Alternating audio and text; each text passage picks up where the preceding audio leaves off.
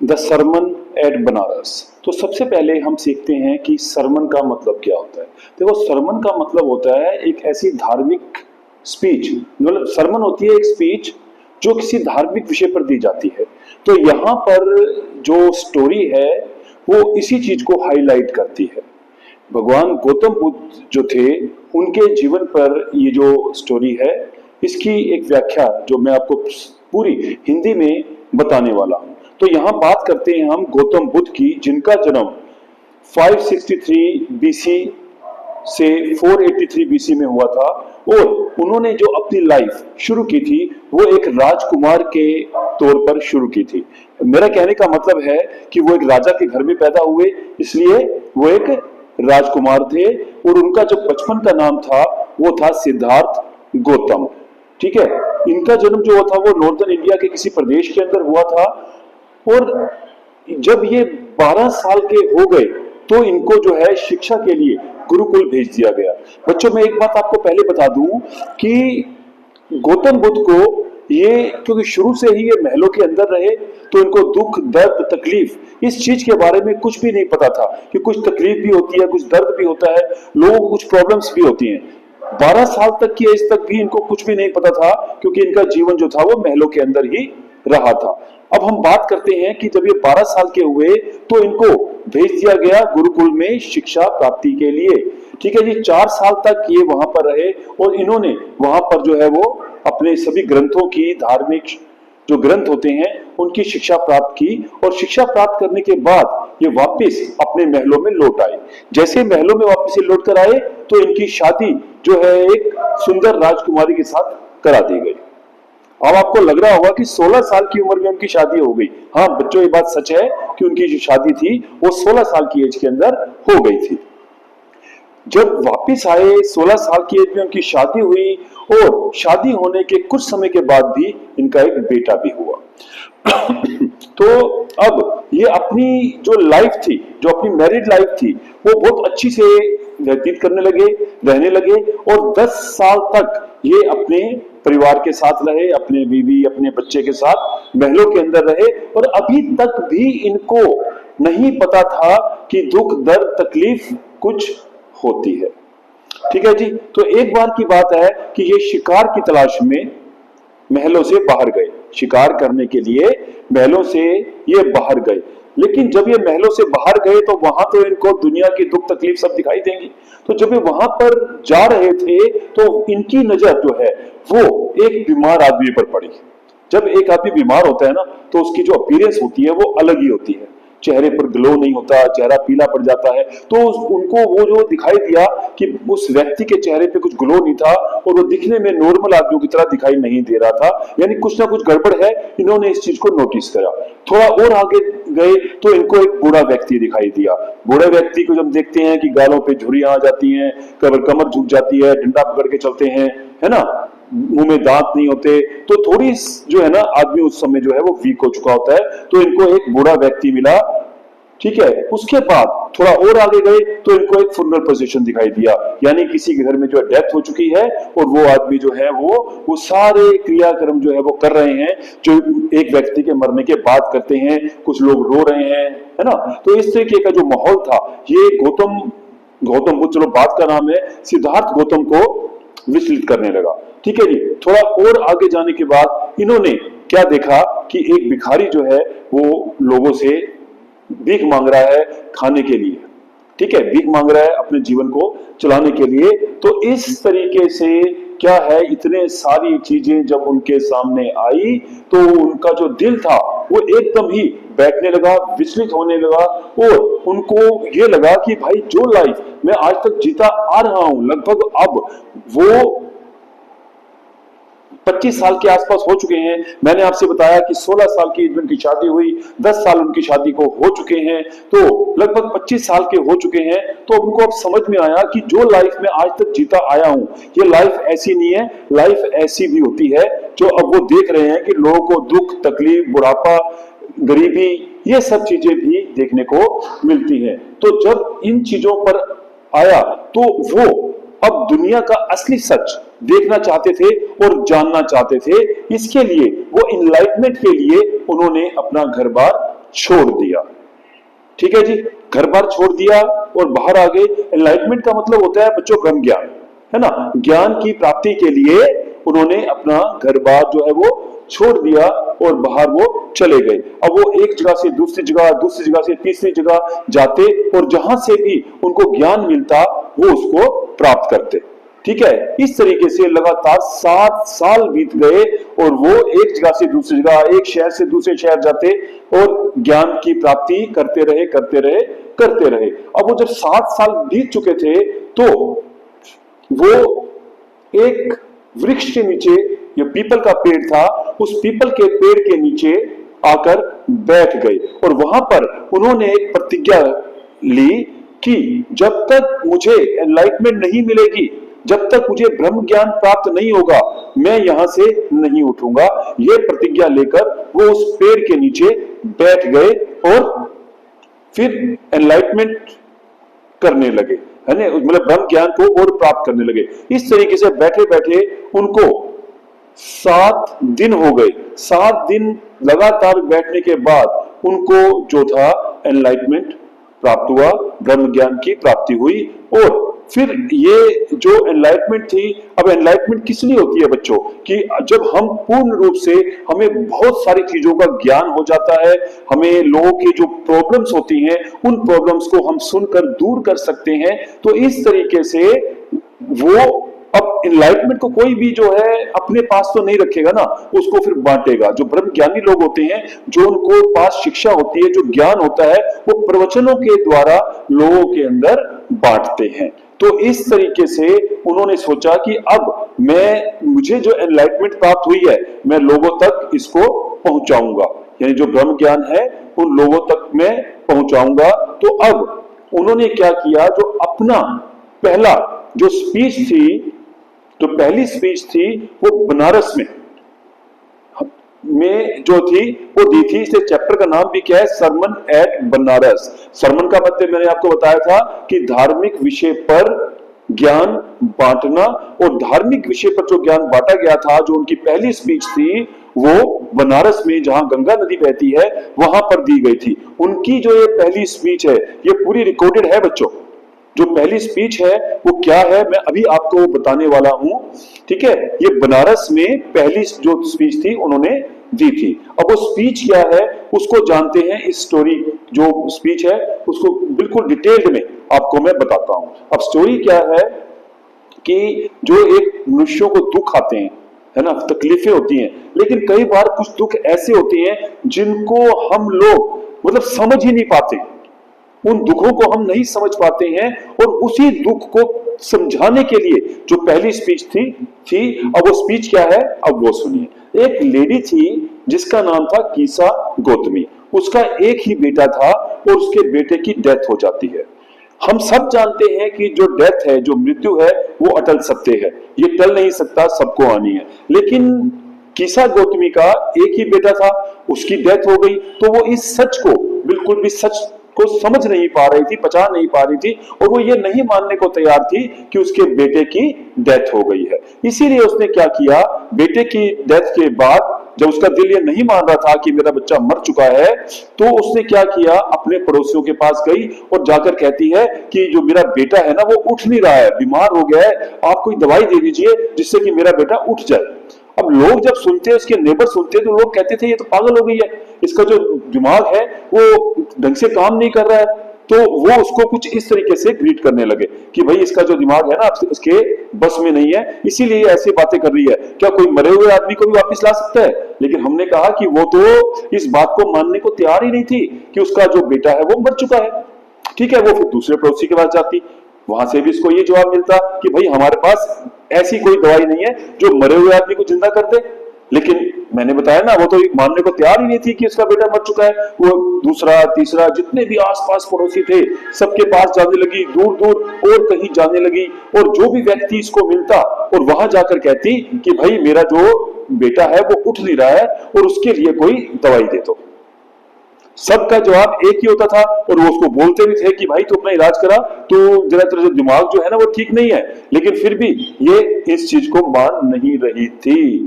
तो जब सब जगह से इसको जो है वो मना किया जा रहा था, तो अंत में एक और व्यक्ति मिलता है, इसको सेम बात ये उसको भी बोलती है कि जो मेरा बेटा है वो उठ नहीं रहा है, आप उसके लिए कोई दवाई दे दो।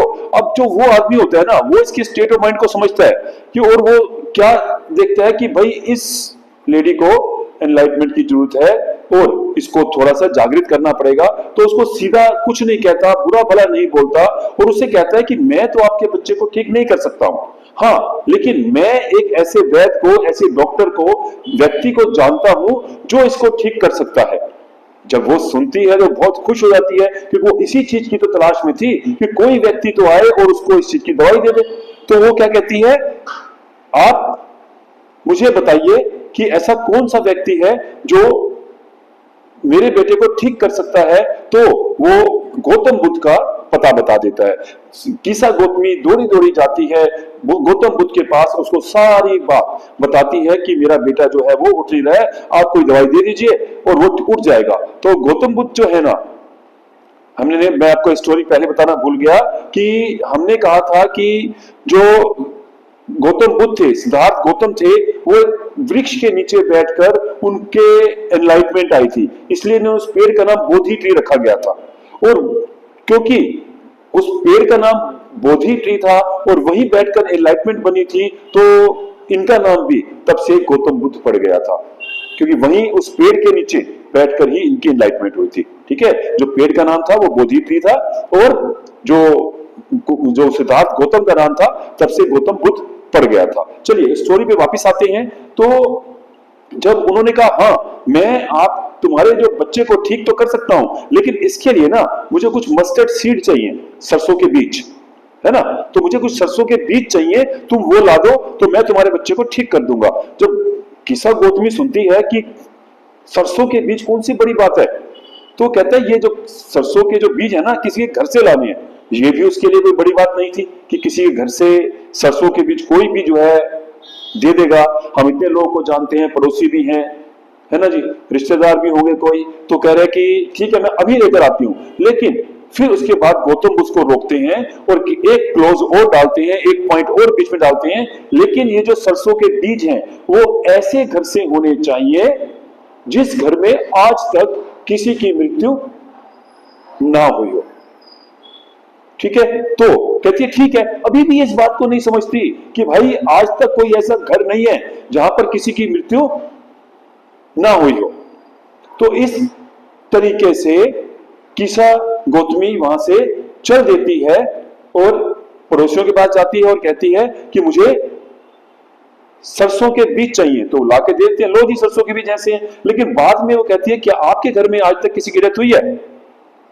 तो वो थोड़े से परेशान हो जाते हैं और कहते हैं कि जितने जिंदा है ना वो तो कम है, लेकिन जो मरे हैं वो बहुत ही ज्यादा है, जो मरे हैं ना वो बहुत ही ज्यादा है। तो लेकिन तुम ऐसे क्वेश्चन पूछकर हमारा मन विचलित मत करो, तुम्हें सरसों के बीज चाहिए वो ले जाओ, लेकिन ऐसे प्रश्न मत करो। कीसा गौतमी को यहां पर भी समझ में नहीं आता, वो डोर टू डोर, घर से घर जाती रहती है और वहां जाकर लोगों से यही सवाल करती है कि बीज चाहिए, लेकिन बाद में कहती है कि क्या आपके घर में आज तक, आपके घर में कोई आपका भाई, कोई बहन, आपका पति, आपकी पत्नी, आपके चाचा, कोई ताऊ, किसी की डेथ तो नहीं हुई है? लेकिन सबका जवाब यही होता है कि हमारे घर में बहुत हैं ऐसे जिनकी डेथ हुई है। तो कीसा गौतमी को ऐसा कोई भी घर नहीं मिलता कि जिसके घर में कोई डेथ ना हुई हो। हर जगह से परेशान हो जाती है और परेशान होने के बाद क्या होता है, वो खुले में आकर बैठ जाती है। ठीक है जी, वो आके वहां बैठती है और वहां आकर नोटिस करती है कि पूरे शहर के अंदर जो है बहुत सारी जो है, फिर वो देखती है कि सारे शहर की जो लाइट्स है ना वो फ्लिकर कर रही हैं, जल रही हैं, बुझ रही हैं, जल रही हैं, बुझ रही हैं, जल रही हैं, बुझ रही हैं। तो ये जब वो नजारा देखती है, अब बच्चों आपके मन में एक बात आ रही होगी कि ये तो बहुत पुराना टाइम था, तब तो वहां पर जो है बल्ब, लाइट्स का तो आविष्कार ही नहीं हुआ था ना, तो ये लाइट्स कहां से आ गई?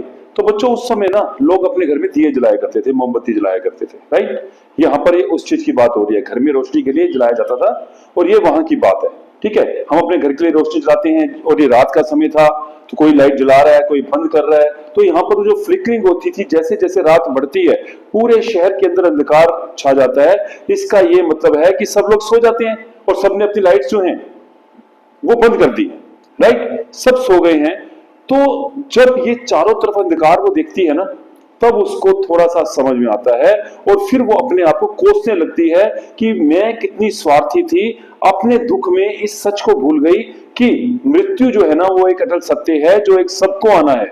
उसने इस चीज को समझने में थोड़ी देर लगाई, लेकिन फिर उसको समझ में आया कि जब उसने लाइट्स को जलते बुझते देखा, है ना, कि इस तरीके से उसको समझ में आया कि जो हमारी जो लाइफ होती है, जो हमारी जिंदगी है, उसके अंदर भी उतार चढ़ाव अप डाउन आते रहते हैं और एक एंड क्या होता है, वो है मृत्यु। अंत सबका होना है। जिस तरीके से लाइट फ्लिकरिंग कर रही थी और वो बंद हो जाती है, तो वो समझ जाती है कि हमारी लाइफ भी ऐसी है कि वो एक ना एक दिन एंड होना है और अपने इस दुख को समझने में उसे थोड़ा समय लगता है, लेकिन वो समझ जाती है। ठीक है जी। इसके बाद अब वो कई एग्जाम्पल जो है ना उसके सामने जो है और भी आते हैं, वो मैं आपको बताऊंगा कि अब ये कहा गया कि जब उसको बात समझ में आती है, फिर वो गौतम बुद्ध के पास जाती है, तो गौतम बुद्ध जो है ना उसको फिर एक शिक्षा देते हैं, है ना, एक शिक्षा देते हैं जिसे हमने कहा था ना कि सरमन एट बनारस, जो एक धार्मिक शिक्षा जो दी गई थी, तो वो उसको बताते हैं कि ये जो संसार है ना ये एक मरणशील है, इसमें कोई भी व्यक्ति अमरता का वरदान लेकर नहीं आया। सब व्यक्ति जो आए हैं वो एक दिन जाएंगे। सब व्यक्तियों का जीवन दुख परेशानी से जुड़ा हुआ है और इसीलिए हम सब को इस बात को स्वीकार करना चाहिए। कोई भी व्यक्ति जो है ना मृत्यु को नहीं रोक सकता और सबका जो एंड है वो मृत्यु ही है। लेकिन वो ये भी बताते हैं कि जब जब जैसे जैसे व्यक्ति बूढ़ा होता चला जाता है तो वो अपनी मृत्यु के और करीब चला जाता है। ठीक है, जिसका एक और एग्जाम्पल दिया जाता है कि ये जो वृक्षों पर, पेड़ों पर जो फल लगे होते हैं ना, जब वो पक जाते हैं तो सबसे ज्यादा गिरने का खतरा उन्हीं को होता है, क्योंकि वो अपना पूरा जो लाइफ है वो जी चुके होते हैं सबसे ज्यादा, यानी कि उनका एंड जो है ना वो आने वाला है। तो वो जो पके हुए फल होते हैं वो अपने आप ही गिर जाते हैं। और दूसरा जो उदाहरण है वो उसको देते हैं मटके का या जो अर्थन पोट्स होते हैं उसका। ठीक है, कि जो मिट्टी के बर्तन बनाने वाला कुम्हार जब बर्तन बनाता है तो इसका मतलब क्या है कि एक मटके का जन्म हुआ, लेकिन धीरे धीरे धीरे जब समय आता है, जब वो मटका टूट जाता है तो उस मटके का भी अंत हो गया है। इस तरह के एग्जाम्पल देकर जो गौतम बुद्ध थे वो किसा गौतमी को शिक्षा देते हैं, एनलाइटमेंट करते हैं। ठीक है जी। और वो भी धीरे धीरे इस बात को समझ जाती है और मान लेती है कि हाँ मैं ही गलत थी जो इस बात को समझने में मैंने देर लगाई। फिर वो उसे कहते हैं कि जो एक समझदार व्यक्ति होता है ना इस सच को बहुत जल्दी अपनाता है, लेकिन जो व्यक्ति थोड़ा सा ना समझ होता है वो इसको थोड़ा सा टाइम लेता है, लेकिन इसको तो स्वीकार करना ही होता है। ठीक है ना। और फिर इसके बाद और एग्जाम्पल होते हैं कि वो बताते हैं कि मृत्यु तो एक ऐसा सच है कि एक पिता अपने पुत्र को मरने से नहीं रोक सकता, एक रिश्तेदार अपने सगे संबंधियों को मरने से नहीं रोक सकते हैं। जब किसी के घर में डेथ हो जाती है तो रिश्तेदार आते हैं, शोक करते हैं, विलाप करते हैं, लेकिन उसके बाद वो भी धीरे धीरे खुद भी एक दिन मृत्यु का शिकार होते हैं। एक एक करके सभी जो है वो दुनिया से जाते हैं, लेकिन जब डेथ होती है तो वही आके समझाते हैं, कोई नहीं जी ऐसा तो होता ही है, धैर्य रखिए, शांति रखिए, मन को पक्का कीजिए, सभी बोलते हैं, लेकिन अंदर से उनको भी पता है कि एक दिन उनके साथ भी ऐसा होना है। यानी जो व्यक्ति हमें सांत्वना दे रहे हैं वो भी एक दिन इस रास्ते पे चले जाते हैं, यानी कि मृत्यु को प्राप्त हो जाते हैं। इसीलिए गौतम बुद्ध कहते हैं कि जब हमारे सामने ऐसी कंडीशन आती है तो हम ये नहीं कर सकते हैं, तो हमने अपने दिमाग को शांत रखना पड़ता है और ज्यादा रोने से, दुख करने से, विलाप करने से कुछ नहीं होगा और वो मरा हुआ व्यक्ति वापस नहीं आएगा। लेकिन ऐसा करके हम अपने आप को ही बीमार कर रहे हैं। यानी कि जो व्यक्ति, हम कहते हैं कि लंबे समय तक इस चीज को अपने दिमाग में रखता है, शौक मनाता है, तो इस चीज में वो अपनी सेहत खराब करता है और धीरे धीरे खुद ज्यादा बीमार होने लगता है। ठीक है ना, खुद वो इस चीज की तरफ बढ़ जाता है। इसीलिए जो व्यक्ति ये चाहता है ना कि उसे शांति मिले, तो उसको जल्दी से जल्दी इस सत्य को अपनाना होगा कि मृत्यु तो आनी है। ज्यादा विलाप करने से, ज्यादा रोने से मरा हुआ व्यक्ति वापस नहीं आएगा। ठीक है, इसीलिए हमें क्या करना चाहिए कि इस तरीके की जब कंडीशन आती है तो दुखों को बाहर निकाल फेंकना चाहिए, अपने मन को स्थिर कर लेना चाहिए, अपने दिमाग को शांत कर लेना चाहिए और जो दुख आए हैं उस पर काबू प्राप्त करना चाहिए। तभी हम इन दुखों से मुक्ति पा सकते हैं और तब वो व्यक्ति जो है ना, जो भगवान का है, आशीर्वाद है, उसको वो मिल जाता है। तो बच्चों, यहां पे हमारी जो स्टोरी खत्म हो जाती है। तो इस स्टोरी से हमें ये देखने को मिलता है, ये सुनने को मिलता है कि ये जो संसार है ना, वो पूरा दुखों से भरा हुआ है। ठीक है, कोई भी व्यक्ति इस पूरे संसार में ऐसा नहीं है जिसे कोई दुख तकलीफ ना हो। ठीक है, और उसका जो परम सत्य है वो है मृत्यु, जिसमें एक ना एक दिन सबको जाना है। समझदार व्यक्ति इस मृत्यु का सच बहुत जल्दी समझता है और एक लंबे समय तक शोक को नहीं मनाता है और अपने दिमाग को शांति प्राप्त करता है। आई होप कि आपको ये स्टोरी समझ में आ गई होगी। और फिर भी कोई क्वेरी है तो आप वीडियो में आकर जो है इसके लिए आप क्वेश्चनिंग कर सकते हैं और मैं आपको उसका आंसर जो है वो दे दूंगा। ओके बच्चों, गुड बाय।